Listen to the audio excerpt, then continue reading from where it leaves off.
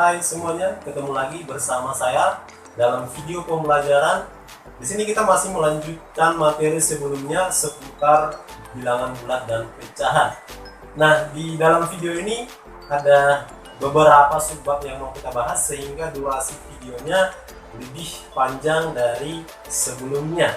Dimulai dari nanti yang pertama, bentuk baku bilangan besar atau notasi ilmiah.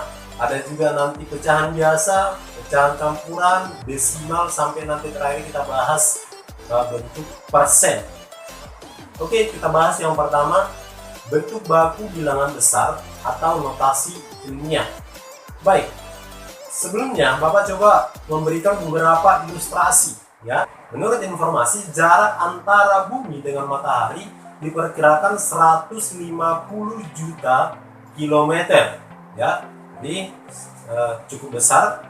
Dan yang kedua, diperhitungkan massa bumi mencapai kurang lebih 59 triliun 760 miliar ton ya, angka yang cukup besar. Dan yang ketiga, mengenai negara dengan penduduk terbesar, diketahui bahwasanya Indonesia masuk dalam 4 negara dengan penduduk terbesar di dunia ya. Jadi jumlah penduduk Indonesia diperkirakan 260 juta jiwa ya. Sedangkan di urutan pertama itu ada negara Tiongkok, yang kedua ada India, dan yang ketiga adalah Amerika Serikat. Nah, angka-angka tersebut cukup besar sehingga perlu penulisan yang lebih singkat. Itulah manfaatnya kita pelajari di sini bentuk baku bilangan besar atau notasi ilmiah.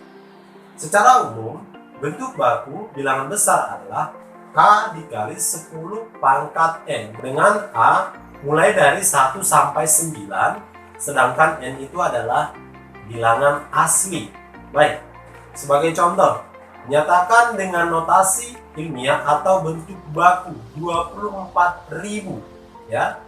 Jadi langkah pertama yang perlu kita perhatikan untuk mengubah ke bentuk baku adalah angka di depan. Mengingat bentuk umum adalah A dikali 10 pangkat N, dan A yang berlaku adalah 1 sampai 9. Maka untuk 24.000, A yang kita gunakan adalah 2. Dan setelah 2 langsung diikuti koma. Maka bisa kita tulis 24.000 sama dengan 2,4 dikali 10.000.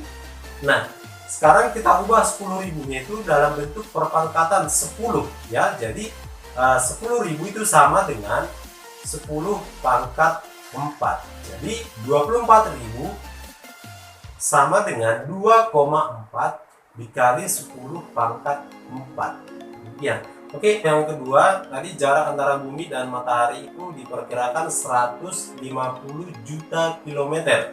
Nah, sama seperti yang tadi, yang kita perhatikan itu angka yang paling depan, maka di sini angkanya 1 langsung diikuti koma. Ya, jadi kita hitung mulai dari koma itu ada berapa lagi angka yang kita ubah? Ada 8 ya. Jadi langsung 1,5 dikali 100 juta. 100 jutanya kita ubah jadi perpangkatan 10, sama itu dengan 1,5 dikali 10 pangkat 8. Jadi bentuk baku dari 150 juta adalah 1,5 dikali 10 pangkat 8 km. Oke, sekarang kita lanjut ke pecahan dan lambangnya. Di sini ada sebuah kue.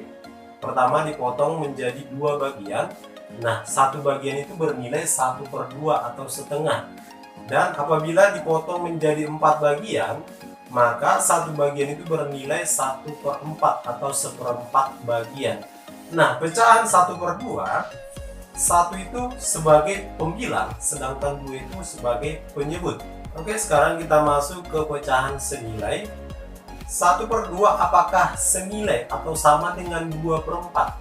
Mari kita pahami. Pecahan senilai dapat diperoleh jika pembilang dan penyebut sama-sama dikali ataupun dibagi dengan bilangan yang sama. Mari kita perhatikan. 1/2 apabila sama-sama dikali 2 menjadi 2/4. Jika sama-sama dikali 3 menjadi 3/6. Dan jika sama-sama dikali 4 menjadi 4/8, maka benar 1/2 itu sama dengan 2/4, 3/6, 4/8, dan seterusnya. Baik, oke, sekarang kita lanjut lagi membandingkan dua pecahan. Untuk membandingkan dua pecahan pasti kita pakai nanti atau kita jumpain tanda lebih dari yang arahnya ke kanan, kurang dari yang arahnya ke kiri, dan sama dengan ya yang sudah sering kita jumpai. Oke, saran dari saya untuk di awal ini kita membandingkan dua pecahan, cukup kita samakan penyebutnya untuk mengetahui perbandingan dua pecahan. Sebagai contoh, tentukan hubungan pecahan berikut 3/4 dan 3/5.